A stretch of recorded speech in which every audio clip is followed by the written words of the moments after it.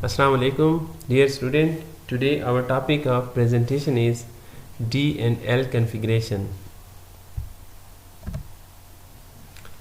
First of all, D and L configuration. Rosenhoff in 1906 proposed that D and L configuration system, that one compound to be chosen as a standard and configuration be arbitrarily assigned to it. ये first of all ये जो है ना एक ऐसा system था D and L. Actually ये D and L series compound होते हैं. इसमें जो है ना रोजनॉफ ने 1960 में प्रपोज किया.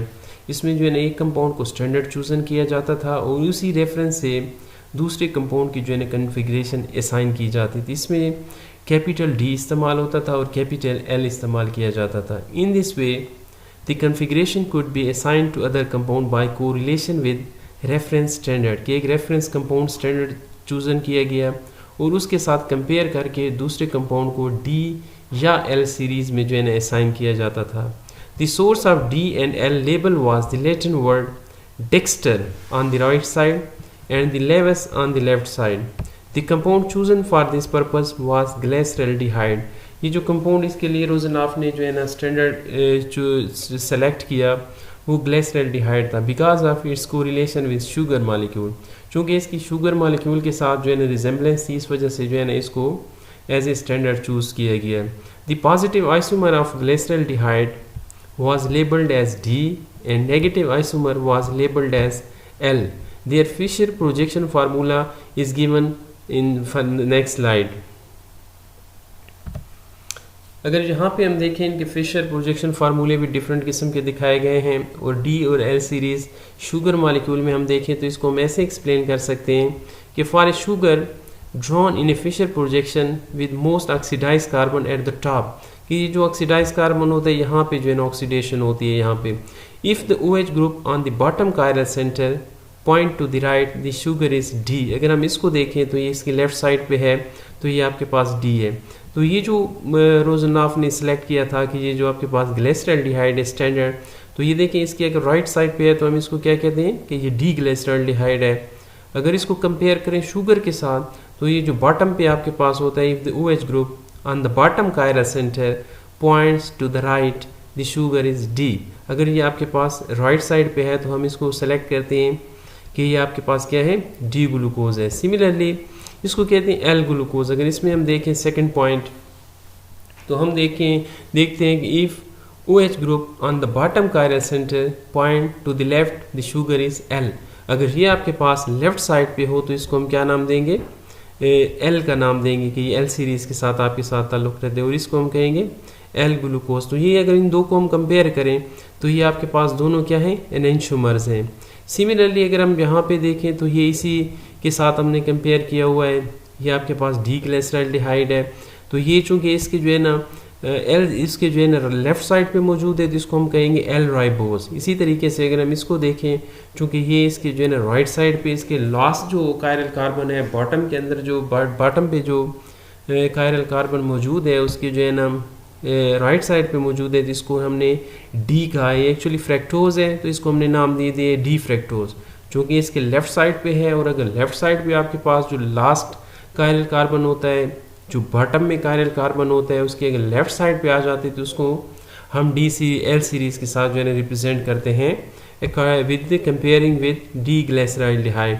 तो ये आपके पास इस रेफरेंस से आपके पास क्या हो गए, L ribose. The L and D is a means of describing the absolute configuration of the molecule that predates R and S. ये जो है ना इससे पहले ये जो है ना आपके पास ये जो है ना R and S जो आजकल इस्तेमाल हो रहे हैं उससे पहले ये जो है ना D और L इस्तेमाल किए जाते थे. But it is still use for some biological molecule. चूँकि ये जो D और L सीरीज़ के जो कन्फिग्रेशन थी बिल्कुल जो है ना आजकल ख़त्म हो गई है. बट सम कुछ शुगर के जो मालिक्यूल होते हैं उसमें ये जो है ना इस्तेमाल होती है. अमीनो एसिड्स के बाद मालिक्यूल में ये जो है ना इस्तेमाल होती है. But still is use for some biological molecule just like sugar है, अमीनो एसिड है. It's a quick way of denoting enantiomers. ये एनेंशोमर्स को बड़ी आसानी से डिटर्मिनेशन में इस्तेमाल होती है जैसे एल ग्लूकोज, डी ग्लूकोज जैसे यहाँ पे हमने दिखाए हैं कि इसके OH आपके पास राइट साइड पे डी है और इसके लेफ़्ट साइड पे है तो ये आपके पास क्या बन जाता है, एल से ताल्लुक़ बन जाते हैं. इसको हम कहते हैं L glucose and D glucose are both enantiomers, तो ये आपके पास क्या है, एनेंशियोमर्स है। सिमिलरली अगर हम देखें तो ये जो आपके पास जो स्टैंडर्ड चूज़न किया गया था ग्लाइसरल्डिहाइड, इसी निस्बत से हम अमीनो कंपाउंड में भी हम देख सकते हैं कि इसको अगर देखें DL system can also be applied to other chiral molecule just like amino acids. अगर हम देखें वहाँ पे आपके पास क्या है, हाइड्रोक्सी ग्रुप अगर राइट साइड पे आपके पास मौजूद है, तो ये आपका अगर इसको देखें तो ये इसके जो है ना राइट साइड पे मौजूद है, तो इसको हम कहेंगे ये आपके पास D सीरीज़ के साथ इसका ताल्लुक है। और अगर इस अमीनो एसिड्स को हम देखें तो ये आपके पास क्या है, लेफ्ट साइड पे। आल्दो के ग्लाइसरल्डिहाइड में आपके पास हाइड्रोक्सी ग्रुप है, OH ग्रुप है, तो अदर कायरल मॉलिक्यूल में भी हम देख सकते हैं इसी ग्लाइसरल्डिहाइड को जो है ना एज ए स्टैंडर्ड सामने रखते हुए, इनके साथ कंपेयर करते हुए तो हम ये जो है ना इसको कर सकते हैं कि ये आपके पास जो अमाइनो ग्रुप है लेफ्ट साइड पे है, तो इसको जो है ना हम L कहेंगे, L अमीनो एसिड, और ये आपके पास चूँकि राइट साइड पे है तो इसको हम D अमीनो एसिड का नाम भी दे सकते हैं, चूँकि ये D सीरीज़ के साथ ताल्लुक़ रखता है।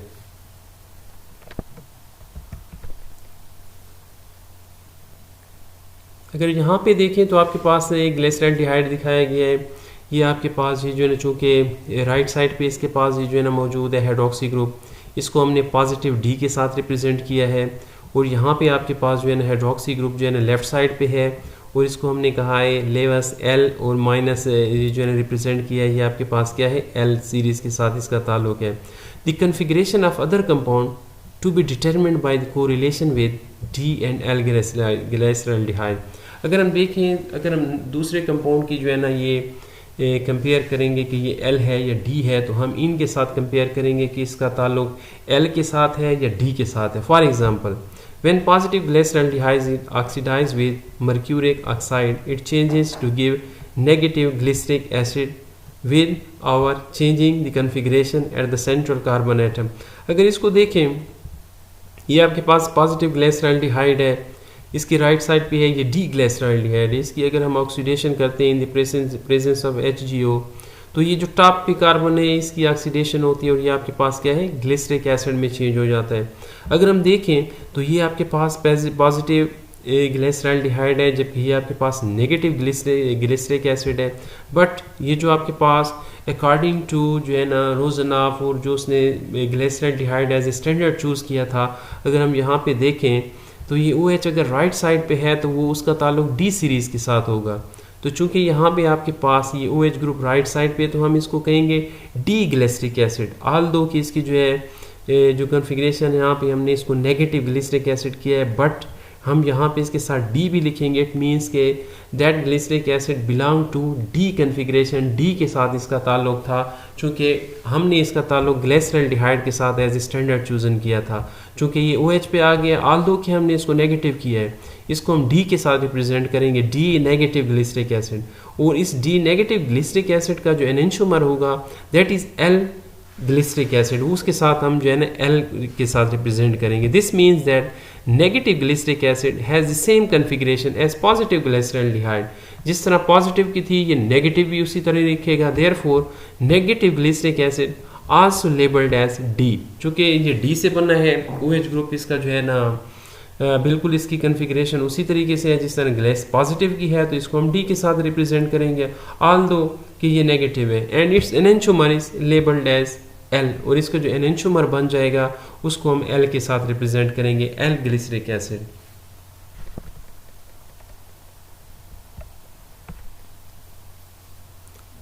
Any substance correlated to D positive glyceraldehyde is said to D series। जो भी कंपाउंड होगा जिसकी जो है ना आपके पास उसकी जो कोरिलेशन होगी D पॉजिटिव ग्लिसराइड के साथ होगी, हम उसे D सीरीज़ में रखेंगे, even though it may be laboratory. अगर वो नेगेटिव है, लेबोरेटरी है, फिर भी हम उसको, चूँकि वो D सीरीज़ के साथ उसका ताल्लुक है, तो हम उसके साथ D के साथ उसे रिप्रेजेंट करेंगे। एंड इस enantiomer will be belong to L series, और उससे जो बनने वाला एनेंशियोमर होगा उसको हम रिप्रेजेंट करेंगे L सीरीज़ के साथ। When a compound is placed once in D और L series, its absolute configuration is to be known. जब उसे D और L में रखा जाता है तो इट मीन्स कि उसकी configuration as compared by comparing with glyceraldehyde हमें पता चल जाती है। जैसे हम देखते हैं नीचे आपके पास ये अगेन आपके पास एग्जांपल दी गई ग्लिसरिक एसिड की, तो ये आपके पास पॉजिटिव ग्लिसरिक एसिड है, that is negative glyceric acid. इसको अगर हम देखते हैं, ये नेगेटिव ग्लिसरिक एसिड है आपके पास, but it belong to D series, चूँकि इसके जो है ना OH ग्रुप यहाँ पे इसके राइट साइड पे मौजूद है। सिमिलरली ये पॉजिटिव है, बट इसको हम L के साथ रिप्रेजेंट कर रहे हैं, चूँकि ये इसके जो है ना जो हाइड्रोक्सी ग्रुप है, चूँकि ये अपोजिट साइड पे मौजूद है, तो इसको हम किससे रिप्रेजेंट कर रहे हैं, L के साथ रिप्रेजेंट कर रहे हैं। Thank you dear students. Any question you can find me at the following address.